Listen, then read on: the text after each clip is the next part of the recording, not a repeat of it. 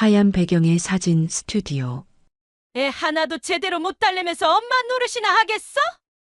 젊은 여자가 울먹이며 말했습니다. 죄송해요. 아기가 요즘 낯을 가려서. 핑계, 또 핑계. 지겨워 죽겠어. 너만 보면 내 가슴에서 천불이 나. 그 순간 남편이 근처 촬영용 의자를 번쩍 들어 올렸습니다. 입 닥쳐. 진짜 미치겠다고. 쾅! 의자가 바닥으로 내리쳐졌습니다. 조명 스탠드가 흔들렸고 유리 소품이 산산조각 났습니다. 아기가 놀라 울음이 더욱 커졌고 젊은 여자는 본능적으로 아기를 감싸 안았습니다. 젊은 여자는 아기를 품에 꼭 안은 채 입술을 떨며 눈물만 흘렸습니다. 평범해 보였던 이 여자, 남편과 시어머니에게 쫓겨나던 그날, 그들은 몰랐습니다. 그들이 저지른 일이 어떤 대가를 치르게 될지. 오늘의 이야기 시작 전에 이 놀라운 반전의 전체 이야기가 궁금하시다면 잠시만 구독 버튼을 눌러주세요. 댓글로 시청하고 계신 곳을 알려주시면 감사한 마음으로 인사드리겠습니다. 그럼 이야기 바로 시작하겠습니다. 이른 새벽, 서울 어느 뒷골목의 낡은 포장마차. 쌀쌀한 바람이 불어오는 새벽 4시. 좁은 포장마차 안에서 젊은 남녀 두 사람이 손님들을 받고 있었습니다. 26살 한수진과 28살 박태준. 결혼한 지 겨우 3달 된 신혼부부였습니다. 수진이 국물이 자작하게 끓는 냄비를 저으며 손님에게 말했습니다. 잠시만요, 금방 나갑니다. 태준이 테이블을 닦으며 피곤한 얼굴로 웃었습니다. 손님, 조금만 기다려주세요. 두 사람은 밤새 손님을 받았습니다. 취객들, 야근을 마친 직장인들, 새벽 배달 기사들. 하루에 4시간도 못 자면서 악착같이 돈을 모았습니다. 포장마차 일이 끝나고 새벽 5시, 두 사람은 좁은 반지하 월세방으로 돌아왔습니다. 수진이 낡은 가계부를 꺼내 펼쳤습니다. 오늘 12만 원 벌었어요. 태준이 지친 얼굴로 웃으며 말했습니다. 그래도 어제보다 2만 원 더 벌었네. 수진이 가계부에 적힌 숫자들을 바라보며 말했습니다. 2,700만 원 모았어요. 조금만 더 모으면 작은 식당 하나 낼 수 있을 거예요. 태준이 수진의 손을 잡았습니다. 당신 덕분이야. 나 혼자였으면 진작 포기했을 거야. 수진이 환하게 웃었습니다. 우리 같이 시작한 거잖아요. 같이 가는 거예요. 하지만 돈은 쉽게 모이지 않았습니다. 한 달이 지나고 2달이 지났습니다. 목표 금액인 3,200만 원까지는 아직 500만 원이 부족했습니다. 어느 날 저녁, 수진이 포장마차 준비를 하다가 자신의 왼손을 바라봤습니다. 가느다란 금반지 하나. 결혼식 날 태준이 끼워준 반지였습니다. 그날 밤 집으로 돌아온 수진이 태준에게 조용히 말했습니다. 제 반지 팔까 해요. 태준이 깜짝 놀라며 말했습니다. 뭐? 그거 우리 결혼 반지잖아. 수진이 반지를 빼서 손바닥 위에 올려놓으며 말했습니다. 이거 팔면 500만 원은 나올 거예요. 그럼 바로 식당 시작할 수 있어요. 태준이 고개를 저었습니다. 안 돼. 그건 우리한테 소중한 거잖아. 수진이 미소를 지으며 말했습니다. 반지보다 우리 미래가 더 소중해요. 나중에 잘 되면 더 예쁜 거 사면 되죠. 태준이 수진의 눈을 바라봤습니다. 그 눈빛에는 확신과 사랑이 가득했습니다. 결국 태준이 고개를 끄덕였습니다. 미안해. 당신한테 너무 미안해. 수진이 태준의 손을 꼭 잡았습니다. 미안할 거 없어요. 우리 같이 하는 거잖아요. 이틀 후, 수진은 반지를 팔아 520만 원을 받았습니다. 그렇게 모은 3,200만 원. 두 사람은 서울 외곽의 작은 상가 건물에 10평짜리 식당 자리를 얻었습니다. 보증금 1,500만 원, 월세 80만 원. 남은 돈으로 중고 주방 기구들을 사고 테이블과 의자를 마련했습니다. 간판은 태준이 직접 그렸습니다. 수진이네 집밥. 수진이 간판을 보며 웃었습니다. 왜 제 이름으로 지었어요? 태준이 말했습니다. 당신이 만든 식당이잖아. 당신 반지로 시작한 거니까. 수진의 눈에 눈물이 맺혔습니다. 고마워요. 식당 오픈 첫날, 손님이 단 3팀밖에 오지 않았습니다. 하지만 두 사람은 포기하지 않았습니다. 수지는 새벽 5시에 일어나 시장에 가서 싱싱한 재료를 골랐습니다. 태주는 전단지를 들고 근처 사무실과 공장을 돌아다니며 홍보했습니다. 한 달이 지나자 입소문이 나기 시작했습니다. 거기 된장찌개 진짜 맛있어. 사장님이 친절하고 양도 푸짐해. 손님들이 하나둘 늘어났습니다. 점심시간에는 자리가 없을 정도로 사람들이 몰렸습니다. 3달 후, 수진과 태주는 직원 1명을 고용할 수 있었습니다. 6달 후, 월세를 꼬박꼬박 내고도 통장에 돈이 조금씩 쌓이기 시작했습니다. 수진이 가계부를 보며 태준에게 말했습니다. 우리 정말 해냈어요. 태준이 수진을 껴안으며 말했습니다. 당신이 있어서 가능했어. 고마워. 그렇게 1년이 흘렀습니다. 식당은 안정적으로 자리를 잡았습니다. 하루 매출이 100만 원을 넘는 날도 생겼습니다. 두 사람은 행복했습니다. 아침에 일어나 함께 시장을 가고 함께 요리를 하고 함께 손님을 맞이했습니다. 밤에는 좁은 식당 안에서 둘이 앉아 오늘 하루를 정리했습니다. 수진이 말했습니다. 이대로만 계속됐으면 좋겠어요. 태준이 웃으며 말했습니다. 물론이지. 우리 둘이서 계속 이렇게 가는 거야. 하지만 이 평화로운 일상은 오래가지 못했습니다. 변화의 시작은 한 통의 전화였습니다. 어느 날 저녁, 식당 영업이 끝나고 태준의 휴대폰이 울렸습니다. 태준이 전화를 받더니 표정이 굳어졌습니다. 어머니? 수진이 태준의 표정을 보며 불안한 예감이 들었습니다. 전화를 끊은 태준이 수진에게 말했습니다. 어머니가 서울로 올라오신대. 수진이 조심스럽게 물었습니다. 언제요? 태준이 대답했습니다. 모레. 그 순간 수진의 가슴이 철렁 내려앉았습니다. 시어머니, 결혼식 날 단 한 번 만났던 그 사람. 그때 시어머니가 했던 말이 떠올랐습니다. 우리 아들 고생시키지 마. 수지는 알 수 없는 불안감에 휩싸였습니다. 하지만 애써 밝게 웃으며 말했습니다. 그럼 잘 모셔야죠. 방 청소하고 이불도 새로 준비할게요. 태준이 고개를 끄덕였습니다. 미안해. 어머니가 좀 까다로우실 수도 있어. 수진이 태준의 손을 잡았습니다. 괜찮아요. 제가 잘할게요. 하지만 수진의 마음 한구석에는 작은 먹구름이 들이우기 시작했습니다. 이틀 후 아침 7시 수진은 새벽부터 일어나 집안을 청소했습니다. 구석구석 먼지를 닦고 이불을 새 것으로 갈았습니다. 시장에 가서 좋은 반찬거리를 샀습니다. 오후 3시 현관문이 열렸습니다. 윤영순이 큰 캐리어를 끌고 들어왔습니다. 60살 허리는 곧게 펴진 채 사방을 둘러봤습니다. 수진이 반갑게 인사했습니다. 어머님 오시느라 고생 많으셨어요. 어서 들어오세요. 윤영순이 신발을 벗으며 말했습니다. 좁네. 이렇게 좁은 데서 사는구나. 수진의 미소가 굳었습니다. 저희가 아직 시작한 지 얼마 안 돼서. 윤영순이 거실을 둘러보며 말했습니다. 태준이 어디 있어? 식당에 있어요. 점심 장사 끝나고 금방 올 거예요. 윤영순이 소파에 앉으며 말했습니다. 물 좀. 수진이 얼른 냉수를 따라드렸습니다.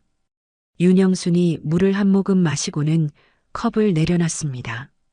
이 집 얼마 주고 샀어? 수진이 조심스럽게 대답했습니다. 전세예요. 보증금 5천만 원이요. 윤영순이 코웃음 쳤습니다. 고작 5천에 이런 데 사네. 수진은 아무 말도 하지 못했습니다. 그날 저녁, 태준이 집에 돌아왔습니다. 윤영순이 아들을 보자 얼굴이 환해졌습니다. 우리 아들 많이 힘들었지? 태준이 어머니를 안으며 말했습니다. 괜찮아요, 어머니. 건강하시죠? 그래. 근데 너 얼굴이 왜 이렇게 까맣게 탔어? 고생 많이 했구나. 태준이 웃었습니다. 식당 일이 좀 바빠서요. 윤영순이 수진을 흘끔 보며 말했습니다. 며느리는 뭐하고 있는데 우리 아들이 이렇게 고생해? 수진이 당황하며 말했습니다. 저도 같이 일하고 있어요, 어머님. 윤영순이 차갑게 말했습니다. 그래. 그런데 왜 우리 아들만 이렇게 힘들어 보여? 태준이 어색하게 웃으며 말했습니다. 어머니, 괜찮아요. 수진이도 많이 힘들어요. 윤영순이 한숨을 쉬었습니다. 사흘째 되던 날, 윤영순이 식당에 찾아왔습니다. 점심시간 손님들로 가득 찬 식당. 수진은 주방에서 요리를 하고 태준은 홀에서 서빙을 했습니다. 윤영순이 식당 구석 자리에 앉았습니다. 손님들이 하나둘 윤영순을 쳐다봤습니다. 식사 중이던 손님 한 명이 물을 더 달라고 했습니다. 수진이 주방에서 나와 물을 따라주려는데 윤영순이 큰 소리로 말했습니다. 야, 며느리. 식당 안이 순간 조용해졌습니다. 수진이 돌아봤습니다. 네, 어머님. 윤영순이 손짓하며 말했습니다. 이리 와봐. 수진이 윤영순에게 다가갔습니다. 윤영순이 주변을 둘러보며 큰 소리로 말했습니다. 이 식당 누가 차렸어? 수진이 작은 목소리로 대답했습니다. 저희 둘이 같이요. 윤영순이 비웃었습니다. 같이? 우리 아들이 차린 거지. 여자가 너무 설쳐. 손님들이 수군거리기 시작했습니다. 수진의 얼굴이 빨개졌습니다. 태준이 다가와 어머니를 말렸습니다. 어머니, 손님들 계세요. 윤영순이 아들을 보며 말했습니다. 왜? 내가 뭘 잘못했어?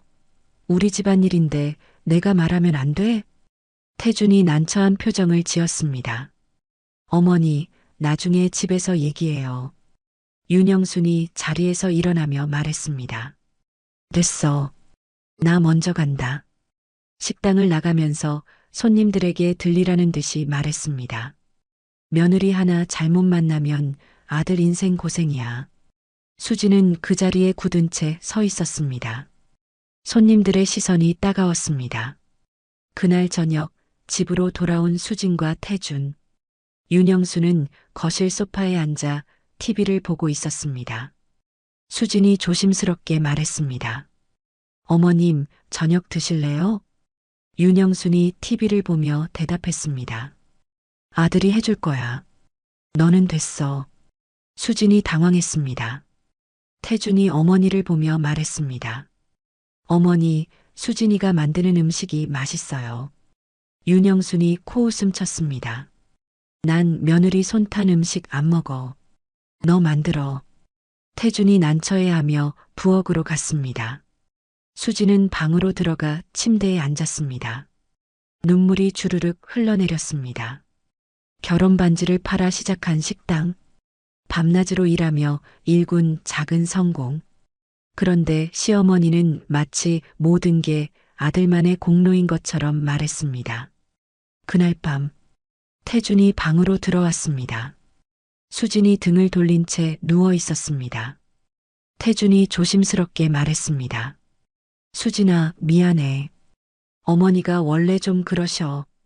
수진이 대답하지 않았습니다. 태준이 계속 말했습니다. 조금만 참아줘. 며칠만 계시다 가실 거야. 수진이 작은 목소리로 물었습니다. 당신은 왜 아무 말도 안 해요?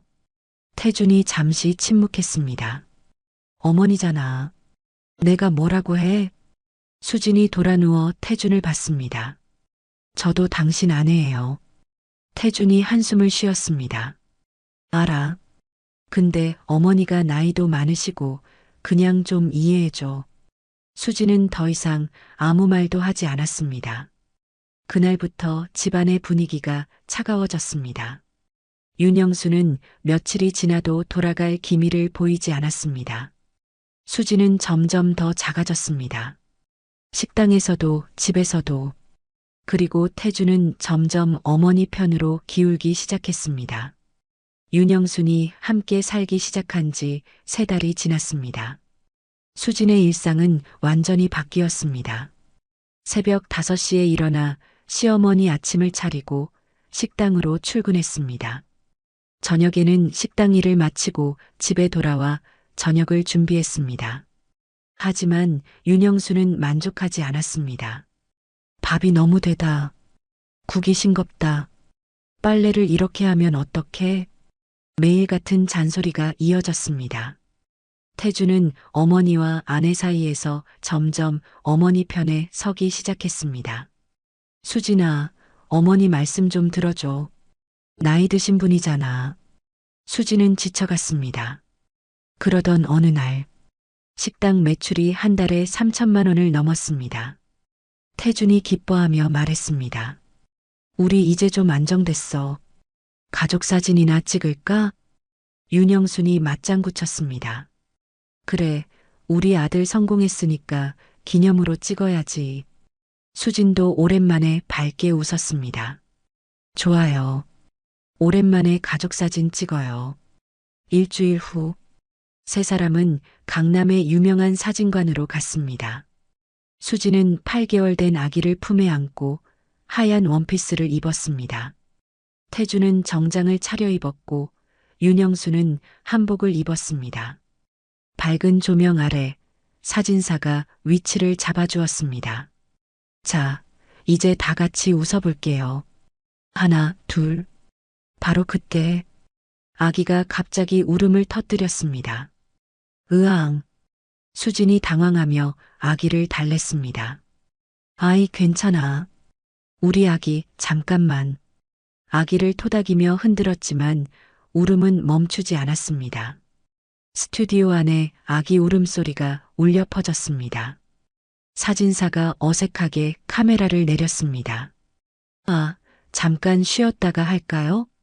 조명 스태프들이 서로 눈치를 보며 수군거렸습니다. 윤영순이 한숨을 크게 쉬며 비웃음을 흘렸습니다. 애 하나도 제대로 못 달래면서 무슨 엄마랍시고 사진을 찍어. 수진이 울먹이며 말했습니다. 죄송해요. 아기가 요즘 낯을 가려서. 태준이 갑자기 짜증을 냈습니다. 시끄러워. 그깟 애 하나도 못 달래면서 매번 핑계만 대? 수진이 놀라며 고개를 들었습니다. 태준의 얼굴이 일그러져 있었습니다. 윤영순이 냉소적으로 말했습니다. 됐다. 그만 찍어. 보기 꼴사납다. 그 순간 태준이 근처에 있던 촬영용 의자를 번쩍 들어 올렸습니다. 입 닥쳐. 진짜 미치겠다고. 쾅! 의자가 바닥으로 내리쳐졌습니다. 거대한 소음이 스튜디오를 가득 채웠습니다. 조명 스탠드가 흔들렸고 옆에 있던 유리 소품들이 와르르 떨어져 산산조각 났습니다. 아기가 놀라 울음이 더욱 커졌습니다. 수지는 본능적으로 아기를 꼭 감싸 안았습니다. 사진사와 스태프들이 깜짝 놀라 뒤로 물러났습니다. 윤영순이 태연하게 가방을 집으며 말했습니다. 됐어, 꺼져. 우리 아들 앞길 막지 말고. 수지는 아기를 품에 안은 채 입술을 떨며 눈물만 흘렸습니다. 태준이 수진을 노려보며 말했습니다. 집에 먼저 가 있어. 나 어머니랑 할 얘기 있어. 수지는 떨리는 손으로 아기를 안고 스튜디오를 나왔습니다. 택시를 타고 집으로 돌아가는 내내 눈물이 멈추지 않았습니다. 내가 뭘 잘못한 거지? 아기가 우는 게 내 잘못인가? 집에 도착한 수지는 아기를 재우고 혼자 거실 바닥에 주저앉았습니다. 밤 10시가 넘어서야 태준과 윤영순이 집에 돌아왔습니다. 두 사람은 웃으며 얘기를 나누고 있었습니다. 마치 아까 일은 없었던 것처럼 수진이 일어서며 말했습니다. 저녁 드실래요? 태준이 차갑게 대답했습니다. 밖에서 먹었어. 윤영순이 거실로 들어가며 말했습니다. 태준아, 어머니 방에 물 좀 갖다 줘. 태준이 부엌으로 가서 물을 따라 어머니 방으로 갔습니다.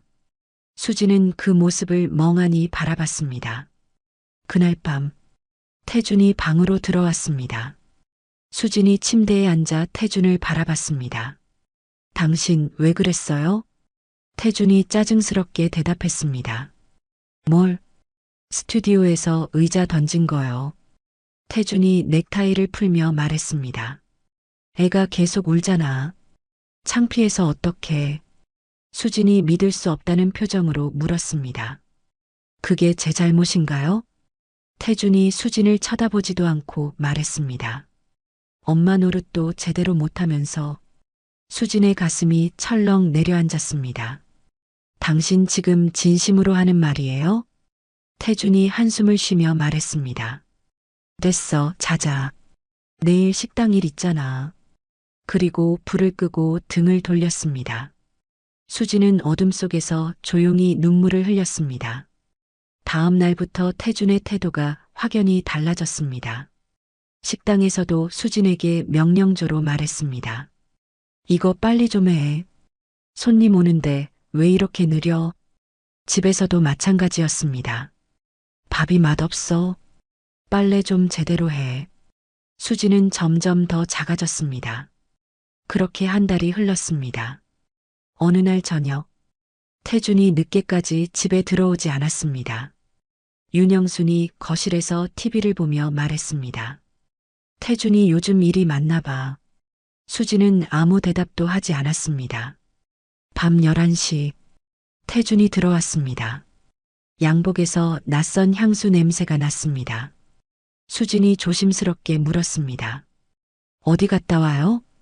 태준이 짜증스럽게 대답했습니다. 투자자 미팅? 이 시간에요? 태준이 화를 냈습니다. 왜 자꾸 캐물어? 사업하는 사람은 바쁘다고. 수지는 더 이상 묻지 않았습니다. 하지만 마음 한구석에 불안이 자리 잡았습니다. 무언가 잘못되고 있었습니다. 그리고 그 불안은 얼마 지나지 않아 현실이 되었습니다. 일주일 후, 수지는 강남 호텔 앞에 서 있었습니다. 태준이 또 투자자 미팅이라며 늦게 나간 날이었습니다. 불안한 마음에 태준의 위치를 확인했고 이 호텔에 있다는 걸 알았습니다. 수지는 떨리는 손으로 호텔 로비로 들어갔습니다. 그리고 카페 쪽을 지나가다가 멈춰 섰습니다. 태준이 젊은 여자와 마주 앉아 있었습니다. 20대 중반으로 보이는 화려한 차림의 여자. 두 사람은 손을 맞잡고 웃고 있었습니다. 수진의 다리가 후들거렸습니다. 태준이 여자의 손을 쓰다듬으며 뭔가 말했습니다. 여자가 깔깔 웃었습니다. 수진은 그 자리에서 돌아섰습니다. 눈물이 주르륵 흘러내렸지만 소리내어 울 수 없었습니다. 집으로 돌아가는 길, 수지는 멍하니 걸었습니다. 내가 뭘 잘못한 거지? 내 반지까지 팔아가며 시작한 식당인데. 밤 11시, 태준이 집에 들어왔습니다. 수진이 거실 소파에 앉아 태준을 기다리고 있었습니다. 태준이 깜짝 놀라며 말했습니다. 왜 앉아? 수진이 조용히 물었습니다. 오늘 어디 갔다 왔어요? 태준이 짜증스럽게 대답했습니다. 말했잖아. 투자자 미팅. 거짓말하지 마세요. 나봤어요. 태준의 표정이 굳었습니다. 뭘 봤는데? 호텔에서 여자랑 있는 거요. 태준이 한숨을 쉬며 말했습니다. 그거 사업 파트너야. 오해하지 마. 수진이 웃었습니다. 눈물이 흐르는데도 웃음이 나왔습니다. 손잡고 웃는 게 사업 파트너예요? 태준이 소리를 질렀습니다. 자꾸 이러면 정말 지겹다고. 내가 사업하느라 얼마나 힘든데. 윤영순이 방에서 나왔습니다. 왜 이래? 밤늦게 시끄럽게. 태준이 어머니에게 말했습니다. 어머니, 수진이가 자꾸 오해를 해요. 윤영순이 수진을 노려보며 말했습니다. 남편이 돈 벌어오는데 뭘 그렇게 의심해? 여자가 너무 의심이 많아. 수진은 더 이상 아무 말도 하지 않았습니다. 그날부터 태준은 더욱 당당해졌습니다. 밤늦게 들어오는 일이 잦아졌고 수진에게는 더욱 차갑게 대했습니다. 한 달 후, 태준이 저녁 식사 자리에서 수진에게 말했습니다. 수진아, 우리 이혼하자. 수진이 젓가락을 떨어뜨렸습니다. 뭐라고요? 태준이 차갑게 말했습니다. 이혼하자고. 우리 안 맞잖아. 수진이 믿을 수 없다는 표정으로 물었습니다. 당신 지금 진심이에요? 태준이 고개를 끄덕였습니다. 진심이야. 나 이제 지쳤어. 윤영순이 옆에서 거들었습니다. 그래, 태준이 말이 맞아. 너희 둘은 안 맞아. 수진이 떨리는 목소리로 물었습니다. 식당은요? 제 반지 팔아서 시작한 식당은요? 태준이 비웃었습니다. 식당? 그거 내 명이야. 내가 다 운영한 거고. 수진의 머릿속이 하얘졌습니다. 명이요? 태준이 서류를 꺼내 수진 앞에 던졌습니다. 봐. 사업자 등록증, 임대차 계약서, 다 내 이름이야. 수진이 서류를 떨리는 손으로 집어들었습니다. 정말이었습니다. 모든 서류에 박태준 이름만 있었습니다. 태준이 냉정하게 말했습니다. 내일까지 짐 싸서 나가. 위자료는 없어. 내가 잘못한 거 없으니까. 수진이 눈물을 흘리며 말했습니다. 아기는요? 태준이 단호하게 말했습니다. 아기는 내가 키울 거야. 너는 제대로 된 엄마도 아니잖아. 수진은 더 이상 버틸 수 없었습니다. 다음 날 새벽, 수진은 캐리어 하나만 들고 집을 나왔습니다. 아기는 윤영순이 안고 있었고 태준은 팔짱을 낀 채 현관문에 서 있었습니다. 수진이 마지막으로 아기를 보며 말했습니다. 미안해. 엄마가 무능해서. 그리고 돌아섰습니다. 엘리베이터 문이 닫히는 순간 수진은 주저앉아 울었습니다. 부산. 수진은 어릴 적 친구 집에 신세를 졌습니다. 친구는 아무 말 없이 수진을 받아주었습니다. 일주일 동안 수진은 방에만 틀어박혀 있었습니다. 밥도 제대로 먹지 않았고 잠도 자지 못했습니다. 친구가 걱정스럽게 말했습니다. 수진아, 이러다 너 죽어. 일이라도 해. 수진이 고개를 끄덕였습니다. 그렇게 수진은 편의점 야간 알바를 시작했습니다. 밤 10시부터 아침 6시까지 시급 9,000원, 하루 7만 2천원을 벌었습니다. 고시원 월세가 30만 원. 하루하루 겨우 먹고 사는 삶이었습니다. 3달이 지났습니다. 수진은 편의점 카운터에 앉아 멍하니 창밖을 바라봤습니다. 새벽 4시, 거리는 텅 비어 있었습니다. 그때 휴대폰이 울렸습니다. 모르는 번호였습니다. 수진이 전화를 받았습니다. 여보세요? 한수진 씨 맞으시죠? 중년 남자의 목소리였습니다. 네, 그런데요. 저는 법무법인 정상의 변호사 김정훈입니다. 수진이 긴장하며 물었습니다. 무슨 일이세요? 변호사가 조심스럽게 말했습니다. 한강그룹 회장님이신 한진수 회장님께서 돌아가셨습니다. 수진의 심장이 멈춘 것 같았습니다. 한진수, 수진의 아버지였습니다. 변호사가 계속 말했습니다. 회장님께서 유언장을 남기셨는데 한수진 씨가 상속인으로 지정되어 있습니다. 수진이 떨리는 목소리로 물었습니다. 상속이요? 네. 한강그룹 지분 18%입니다. 수진의 손에서 휴대폰이 떨어질 뻔했습니다. 18%. 한강그룹은 대한민국 10대 재벌 중 하나였습니다. 시가총액만 10조 원이 넘는 대기업, 그 18%라면 수진이 조심스럽게 물었습니다. 그게 얼마나 되나요? 변호사가 대답했습니다. 현재 시가로 약 2천억 원 상당입니다. 수진의 머릿속이 하얘졌습니다. 2천억. 편의점에서 하루 7만 원을 벌던 수진에게는 상상도 할 수 없는 금액이었습니다. 변호사가 말했습니다. 내일 법무법인으로 방문해 주시겠습니까? 상속 절차를 진행해야 합니다. 수진이 대답했습니다. 네, 알겠습니다. 전화를 끊은 수진은 편의점 카운터에 그대로 주저앉았습니다. 눈물이 주르륵 흘러내렸습니다. 이번에는 슬픔의 눈물이 아니었습니다. 수진은 떨리는 손으로 주먹을 쥐었습니다. 그리고 조용히 중얼거렸습니다. 이제 시작이야. 다음 날 오후, 수진은 서울 강남의 법무법인 정상을 찾아갔습니다. 고층 빌딩 30층, 넓고 화려한 로비. 수진은 여전히 낡은 옷을 입고 있었지만 자세는 곧았습니다.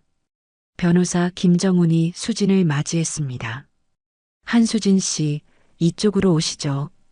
회의실로 안내된 수진 앞에 두꺼운 서류 뭉치가 놓였습니다. 김정훈이 설명했습니다. 한진수 회장님께서는 수진 씨를 25년 전에 입양 보냈습니다. 수진이 고개를 끄덕였습니다. 그 사실은 알고 있었습니다. 어릴 때 입양되었고 양부모님 슬하에서 자랐습니다. 하지만 친아버지가 한강그룹 회장이라는 사실은 몰랐습니다. 김정훈이 계속 말했습니다. 회장님께서는 평생 수진 씨를 지켜보셨습니다. 하지만 가족들의 반대로 직접 만나지는 못하셨죠. 수진의 눈에 눈물이 고였습니다. 아버지가 저를 알고 계셨군요.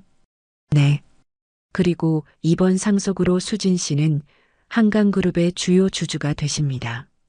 서류에 서명을 마친 수진은 법무법인을 나왔습니다. 거리를 걸으며 수진은 깊은 생각에 잠겼습니다. 이 돈으로 뭘 해야 하지? 복수?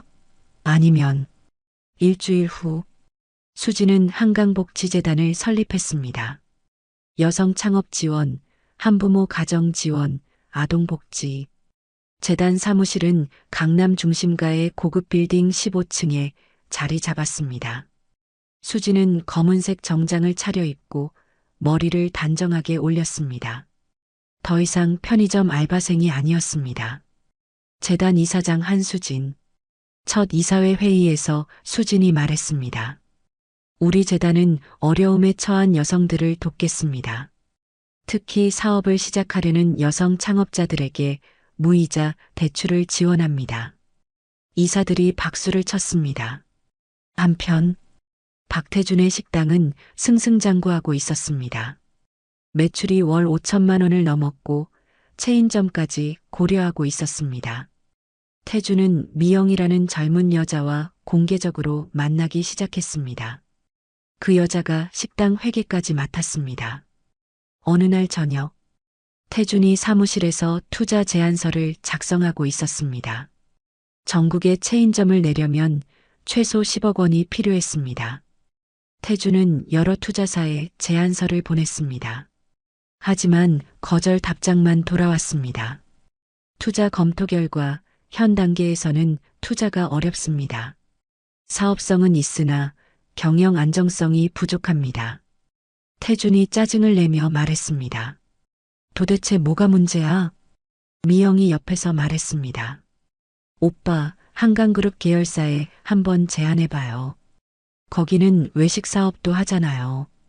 태준이 고개를 끄덕였습니다. 그래, 좋은 생각이야. 태준은 정성껏 제안서를 작성했습니다. 사업계획, 재무 현황, 성장 가능성, 모든 자료를 완벽하게 준비해서 한강푸드에 제출했습니다. 이틀 후 한강푸드 투자심사팀에서 연락이 왔습니다. 박태준 대표님, 투자 검토 결과 아쉽지만 이번에는 투자가 어려울 것 같습니다. 태준이 당황하며 물었습니다. 이유가 뭔가요? 저희 매출도 좋고 성장세도 확실한데요. 담당자가 잠시 망설이다가 말했습니다. 경영진의 윤리성 문제가 지적되었습니다. 윤리성이요? 네. 가정폭력 이력과 혼인 중 부정행위 기록이 확인되었습니다. 태준의 얼굴이 굳었습니다. 그게 사업이랑 무슨 상관입니까? 담당자가 차갑게 대답했습니다. 저희 그룹은 ESG 경영을 중요시합니다. 죄송합니다. 전화가 끊겼습니다. 태준은 휴대폰을 내려놓으며 중얼거렸습니다. 도대체 누가 조사를 한 거야? 사실 이 모든 건 우연이 아니었습니다. 한강푸드의 투자심사 최종 승인자. 그 명단에는 한강복지재단 이사장 한수진의 이름이 있었습니다. 한강그룹의 주요 주주로서 수진은 계열사의 중요 의사결정에 참여할 권한이 있었습니다. 수진은 태준의 제안서를 보고 조용히 미소 지었습니다. 그리고 서류 위에 붉은 글씨로 적었습니다. 거절. 사유 경영자 윤리 부적격. 서명란에는 또렷하게 한수진. 그 후로도 태준은 여러 투자사에 제안했습니다. 하지만 신기하게도 모두 거절당했습니다. 경영진 신뢰도 문제, 가정사 관리 미흡, 기업 이미지 리스크. 태준은 점점 초조해지기 시작했습니다. 한편 태준의 주요 거래처였던 식자재 공급업체에서 갑자기 연락이 왔습니다. 죄송합니다만 다음 달부터 거래를 중단하겠습니다. 태준이 깜짝 놀라 물었습니다. 왜요? 우리 거래한 지 2년이 넘었잖아요. 저희도 사정이 있습니다. 양해 부탁드립니다. 또 다른 업체에서도 같은 통보가 왔습니다. 계약 갱신이 어렵습니다. 다른 업체로 변경 부탁드립니다. 태준은 이해할 수 없었습니다. 뭔가 잘못되고 있었습니다. 어느 날 밤, 태준이 술을 마시며 미영에게 말했습니다. 이상해. 뭔가 의도적으로 나를 방해하는 것 같아. 미영이 물었습니다. 혹시 수진이가? 태준이 코웃음 쳤습니다. 그 여자? 편의점 알바나 하고 있을 텐데 무슨 힘이 있어? 하지만 태준의 예상과 달리 수진은 이미 모든 걸 준비하고 있었습니다. 재단 사무실에서 수진은 비서에게 말했습니다. 박태준 관련 정보 계속 모니터링해 주세요. 모든 사업 제안, 거래처 현황, 재무 상태까지. 비서가 고개를 끄덕였습니다. 네, 이사장님. 수진이 창밖을 바라보며 조용히 말했습니다. 복수는 조용히 그리고 완벽하게. 그날 밤 수진은 재단 사무실에 혼자 남아 서류를 정리했습니다. 책상 위에는 태준과 미영의 사진이 놓여 있었습니다. 탐정이 조사한 자료였습니다. 수진이 사진을 보며 차갑게 미소 지었습니다. 이제 시작일 뿐이야. 창밖으로 서울의 야경이 반짝였습니다. 수진은 더 이상 쫓겨난 며느리가 아니었습니다.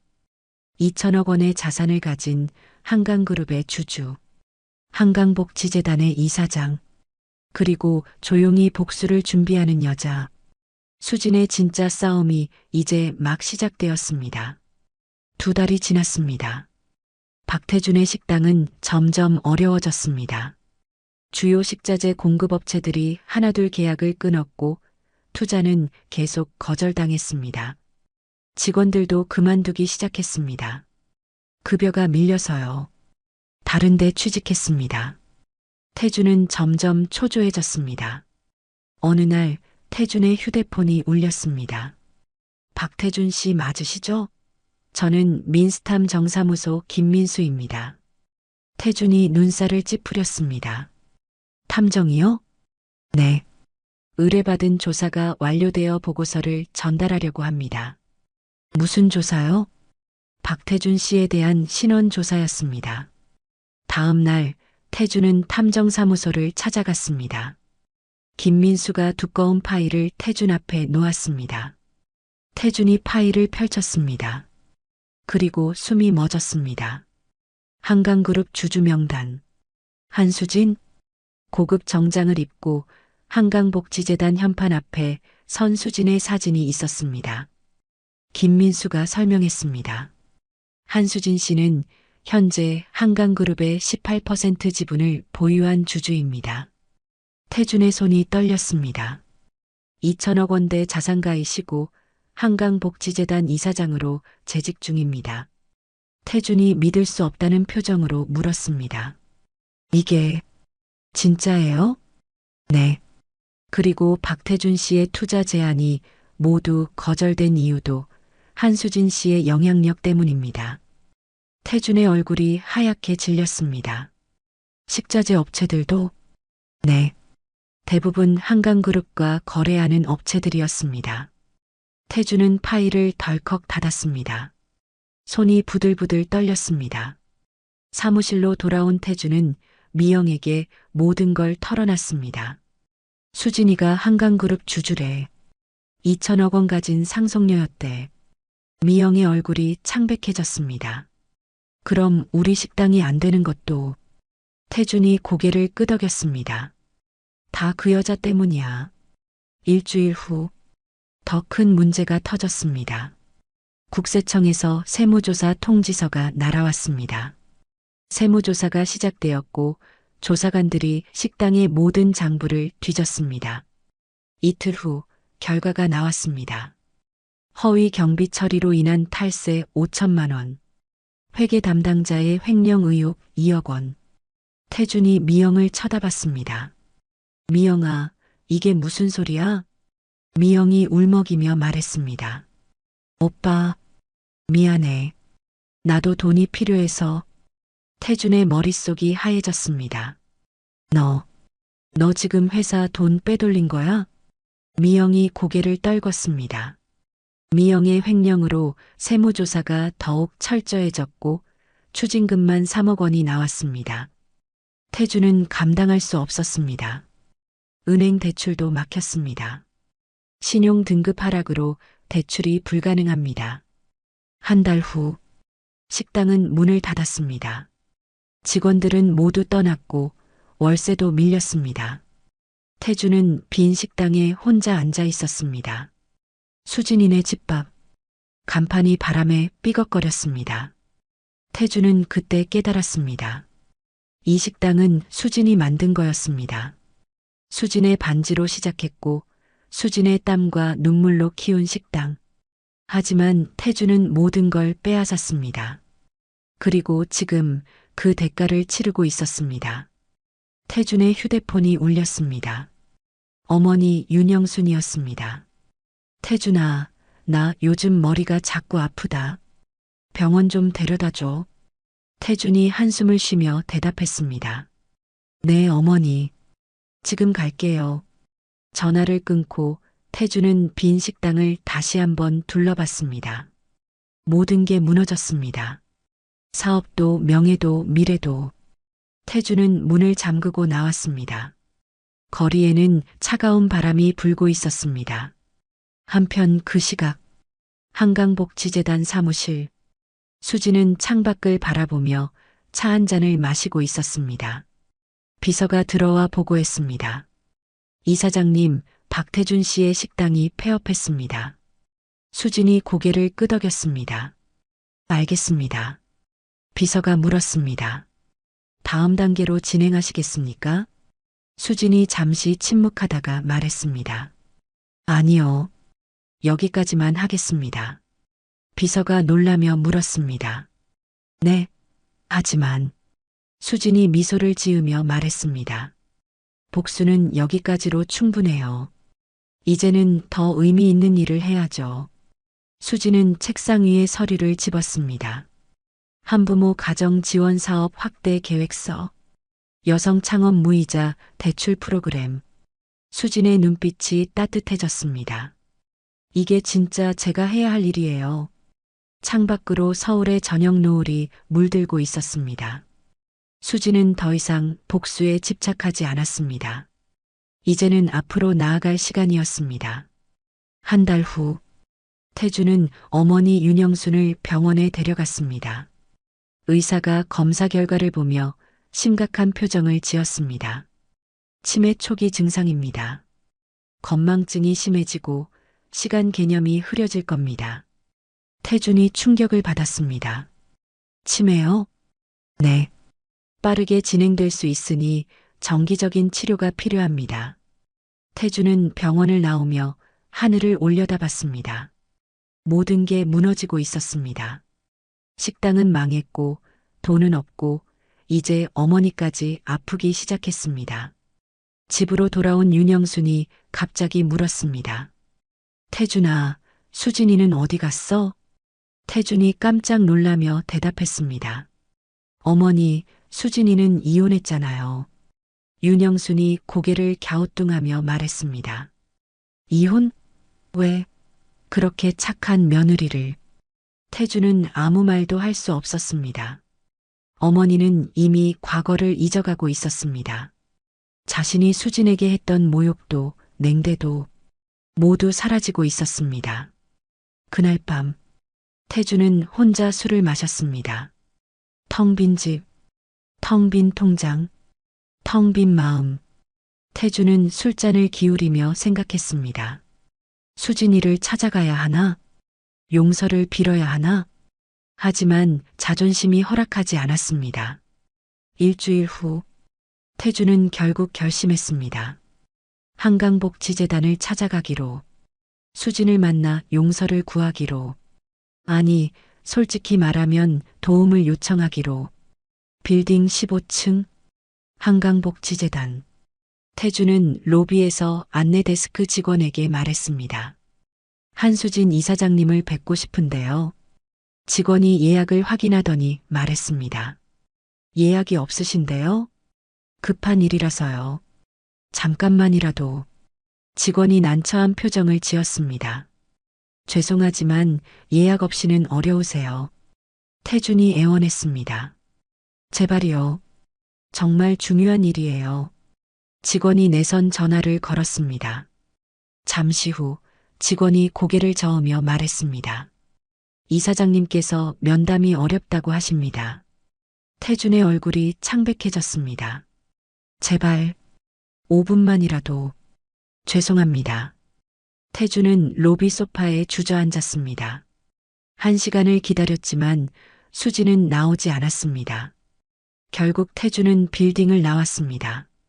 하늘에서 비가 내리기 시작했습니다. 태준은 우산도 없이 빗속에 서 있었습니다. 그때 고급 세단 한 대가 빌딩 앞에 멈춰 섰습니다. 뒷좌석 문이 열리고 검은색 정장을 입은 여자가 내렸습니다. 한수진이었습니다. 태준이 달려갔습니다. 수진아. 수진이 멈춰 섰습니다. 천천히 고개를 돌려 태준을 바라봤습니다. 태준이 떨리는 목소리로 말했습니다. 수진아, 나야. 태준이. 수진이 차갑게 대답했습니다. 알아요. 태준이 한 걸음 다가갔습니다. 수진아, 미안해. 진짜 미안해. 내가 잘못했어. 수진은 아무 표정 없이 태준을 바라봤습니다. 태준이 계속 말했습니다. 나 지금 정말 힘들어. 식당도 망했고 어머니도 치매 걸리셨어. 수진이 조용히 물었습니다. 그래서요? 태준이 당황했습니다.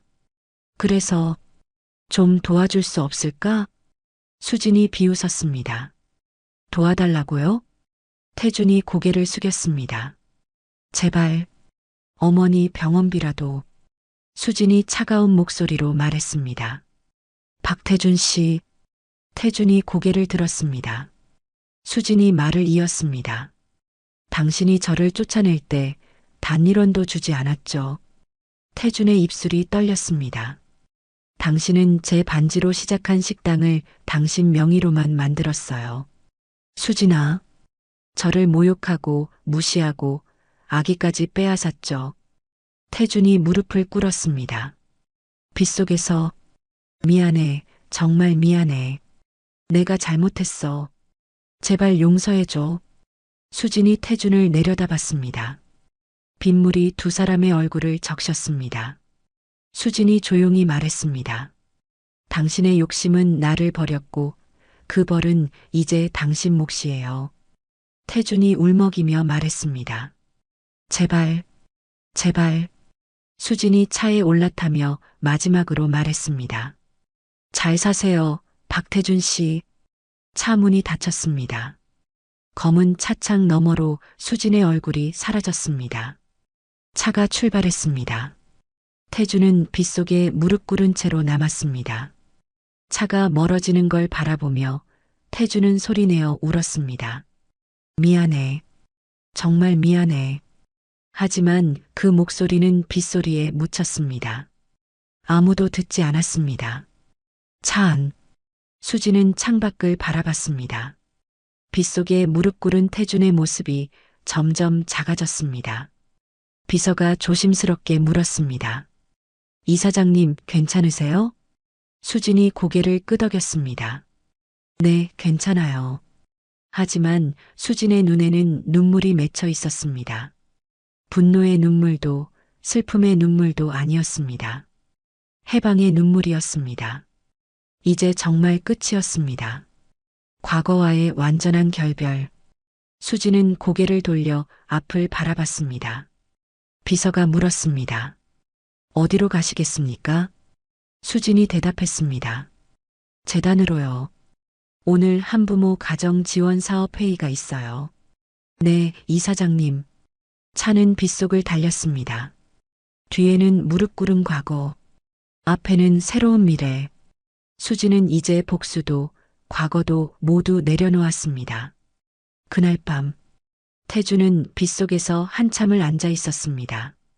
지나가는 사람들이 이상한 눈으로 쳐다봤지만 태준은 일어나지 못했습니다. 다리에 힘이 없었습니다. 아니, 일어날 이유가 없었습니다. 모든 게 끝났습니다. 사업도 가족도 자존심도 모두 잃었습니다. 태준은 그제야 깨달았습니다. 자신이 잃은 게 무엇인지, 수진이 얼마나 소중한 사람이었는지. 하지만 이미 너무 늦었습니다. 태준은 비에 젖은 채로 집으로 돌아갔습니다. 집에는 치매에 걸린 어머니가 혼자 TV를 보고 있었습니다. 윤영순이 태준을 보며 물었습니다. 너 누구야? 태준의 가슴이 무너졌습니다. 어머니마저 자신을 잊어가고 있었습니다. 태준은 방으로 들어가 이불을 뒤집어 썼습니다. 그리고 조용히 울었습니다. 어둠 속에서 혼자 6개월이 흘렀습니다. 박태준은 건설 현장에서 막노동을 하고 있었습니다. 하루 10만 원. 몸은 힘들었지만 어머니 병원비를 벌어야 했습니다. 윤영순의 치매는 점점 심해졌습니다. 이제는 아들도 제대로 알아보지 못했습니다. 요양병원에 입원시켰고 매달 200만 원이 들었습니다. 태준은 새벽부터 밤까지 일했습니다. 점심시간. 태준은 편의점에서 산 도시락을 먹으며 TV를 봤습니다. 뉴스가 나왔습니다. 한강복지재단 올해 1,000억 원 규모 사회공헌 활동 발표. 화면에 수진이 나왔습니다. 깔끔한 정장을 입고 기자회견장에서 말하고 있었습니다. 기자가 물었습니다. 이사장님, 이렇게 큰 규모의 기부를 하시는 특별한 이유가 있나요? 수진이 미소 지으며 대답했습니다. 진짜 성공은 돈을 많이 버는 게 아니라 함께 고생한 사람을 지키는 거예요.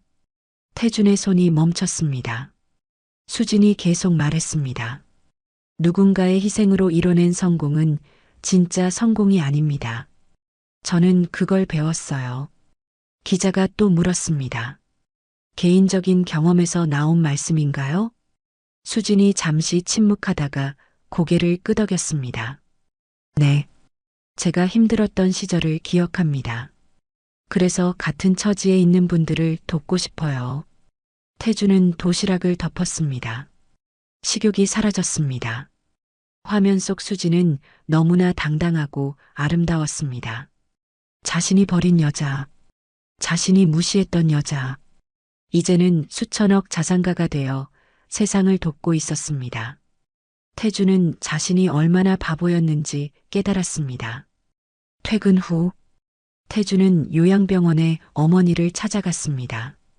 윤영수는 침대에 누워 창밖을 멍하니 바라보고 있었습니다. 어머니, 윤영순이 고개를 돌렸습니다. 누구세요? 태준의 가슴이 아팠습니다. 저예요, 태준이요. 윤영순이 고개를 갸우뚱했습니다. 태준이 어머니 손을 잡았습니다. 어머니, 수진이 기억나세요? 윤영순이 갑자기 눈을 반짝였습니다. 수진이? 우리 며느리? 태준이 놀라며 물었습니다. 네, 기억나세요? 윤영순이 미소 지으며 말했습니다. 그럼 참 착한 애지. 밤새 일하면서도 불평 한마디 안 했어. 태준의 눈에 눈물이 맺혔습니다. 윤영순이 계속 말했습니다. 내가 그 애한테 좀 심했나 봐. 미안하다고 전해줘. 어머니, 그 애 어디 갔어? 보고 싶네. 태준은 아무 말도 할 수 없었습니다. 윤영수는 잠시 후 다시 멍한 표정으로 돌아갔습니다. 여기가 어디지? 치매는 잠깐의 기억만 허락했습니다. 태준은 병실을 나와 복도에 주저앉았습니다. 그리고 소리 없이 울었습니다. 한 달 후, 태준은 인터넷에서 한강복지재단 홈페이지를 찾아봤습니다. 수진의 활동 소식이 가득했습니다. 한부모 가정 300세대 지원, 여성 창업가 100명에게 무이자 대출, 아동복지시설 10곳에 물품 기증. 태주는 화면을 보며 생각했습니다. 수진이는 정말 대단한 사람이었구나. 나는 그걸 몰랐어. 태주는 홈페이지 게시판에 글을 남겼습니다. 익명으로 이사장님께 저는 과거에 당신을 무시하고 버린 사람입니다. 당신의 희생을 몰라봤고 당신의 가치를 알아보지 못했습니다. 이제 와서 하는 말이지만 정말 미안합니다. 당신은 훌륭한 사람입니다. 제발 건강하시고 하시는 일 잘 되기를 바랍니다. 과거의 죄인. 글을 올리고 태준은 컴퓨터를 껐습니다. 그게 태준이 할 수 있는 전부였습니다. 한편 한강복지재단 사무실. 수지는 비서로부터 보고를 받았습니다. 이사장님, 홈페이지 게시판에 이런 글이 올라왔는데요. 비서가 태준의 글을 보여줬습니다. 수진이 읽어 내려갔습니다. 그리고 조용히 미소 지었습니다. 그냥 두세요. 삭제하지 않으시겠어요? 수진이 고개를 저었습니다. 아니요. 그 사람도 이제 깨달았나 봐요. 비서가 조심스럽게 물었습니다. 용서하신 건가요? 수진이 창밖을 바라보며 말했습니다. 용서라기보다는 내려놓은 거예요. 내려놓다니요? 과거에 집착하면 앞으로 갈 수 없잖아요. 저는 이제 새로운 삶을 살고 싶어요. 비서가 고개를 끄덕였습니다. 수진이 책상 위에 서류를 집었습니다. 아동복지 예산 증액건 승인해 주세요. 네, 이사장님. 수진은 더 이상 과거를 돌아보지 않았습니다. 복수도 증오도 분노도 모두 내려놓았습니다. 2개월 후 수진은 인천공항에 서 있었습니다. 손에는 작은 캐리어 하나. 비서가 배웅을 나왔습니다. 이사장님, 잘 다녀오세요. 수진이 미소 지으며 말했습니다. 고마워요. 한 달 정도 있다 올게요. 어디로 가시는 거예요? 프랑스요. 거기서 사회복지 프로그램을 배우려고요. 비서가 눈물을 글썽이며 말했습니다. 이사장님은 정말 멋진 분이세요. 수진이 비서의 손을 잡았습니다. 아니에요. 저는 그냥 제 인생을 사는 거예요. 조심히 다녀오세요. 수진이 출국장으로 걸어갔습니다. 뒤돌아보지 않고 앞만 보며 게이트를 지나 비행기에 올랐습니다. 창밖으로 서울의 풍경이 보였습니다. 수진은 조용히 중얼거렸습니다. 안녕, 과거. 비행기가 이륙했습니다. 하늘 높이 날아올랐습니다. 구름 위로, 새로운 세상으로. 수진의 얼굴에 평화로운 미소가 번졌습니다. 더 이상 누군가를 원망하지 않았습니다. 더 이상 과거에 갇혀 있지 않았습니다. 수진은 자유로웠습니다. 그리고 행복했습니다. 비행기는 푸른 하늘을 가르며 날아갔습니다. 수진의 새로운 인생을 향해. 지금까지 사연 빛나는 밤이었습니다. 감사합니다.